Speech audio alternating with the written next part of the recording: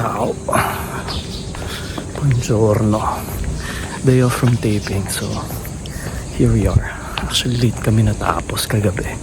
We finished at I got packed up at 11:30 p.m.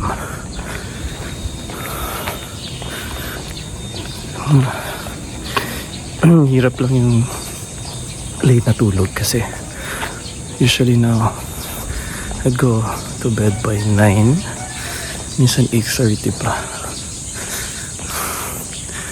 Sign of getting old. I just enjoy yung mga ganun. Tapos kaya early riser din tayo, 4:30, quarter to 5 a.m. So we chug.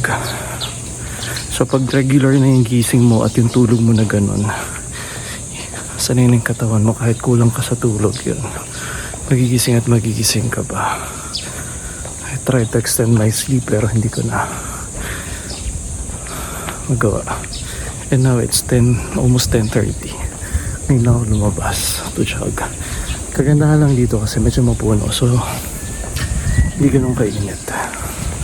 So let's do this 3-kilometer jog. Sa lugar ng area. Nice color, no? Cute. It's CX9. Ganda. Beautiful plants also. Yung bougainvillea, oh. Nice colors. Different colors. Beautiful. There's an urban school for children. Alam mo, ganda.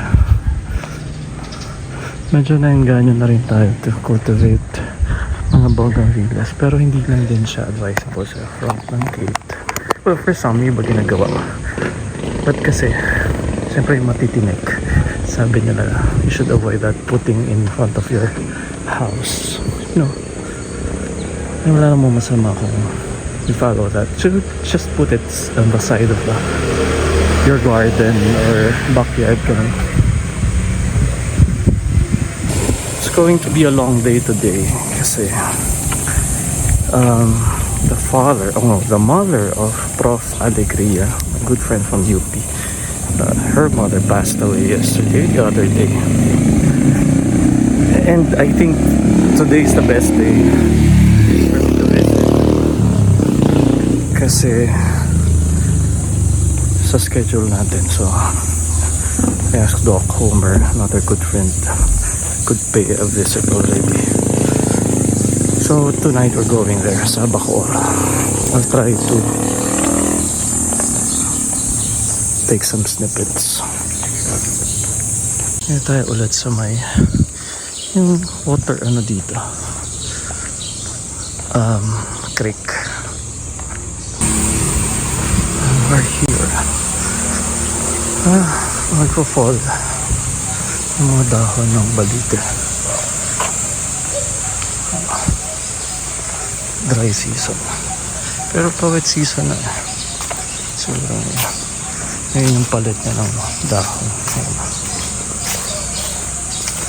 Sabi po, parang may yellow carpet ka dito. Yun yung creek. Ito.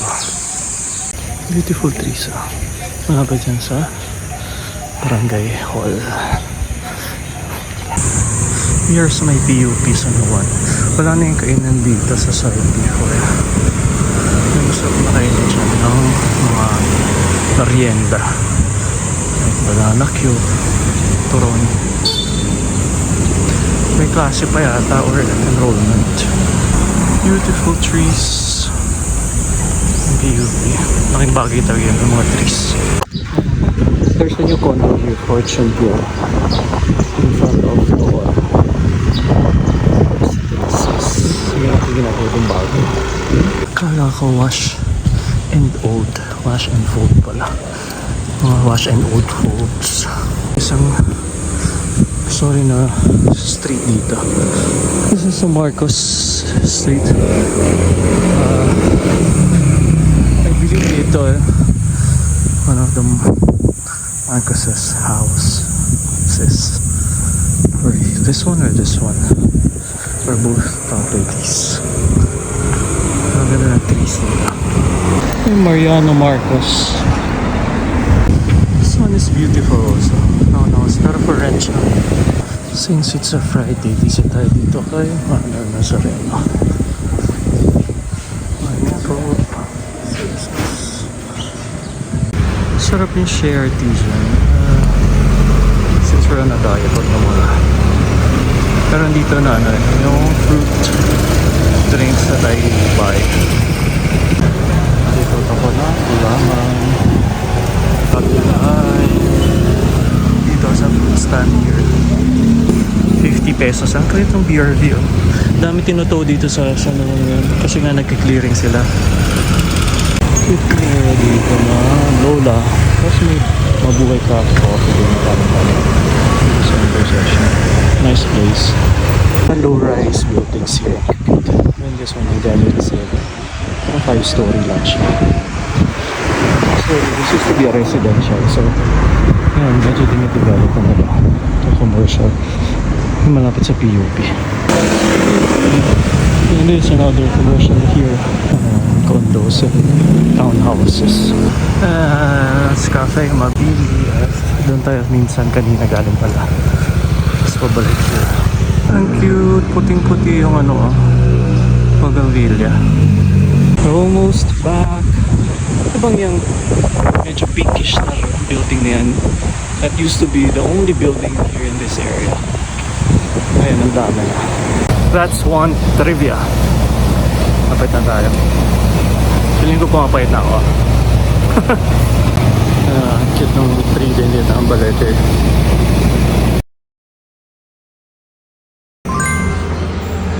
Sa bagong Ang nice. Ayan. Tutur tayo sa bagong clinic ng Montage. Here sa 127 Ali. Siyempre yung LED room. So, this is the mini conference. With Doc Homer. Siyempre, ang ganda naman ng model. For perfect body. This is my consultation room and Siya. operating room doon. And then, Yes. this is going to be another operating room pero hindi pa nakaset up sa magulo pa. This is the common treatment rooms. Spacious Laki, in fairness. Bigger than the one in Malaki QC. Laki, galing. And then, it's a new building. It's a new building. Ano ba yun? Nice. Hindi naman din siya mahirap puntahan pala. Kasi, dire-diretso lang. Beautiful. Congratulations. In fairness.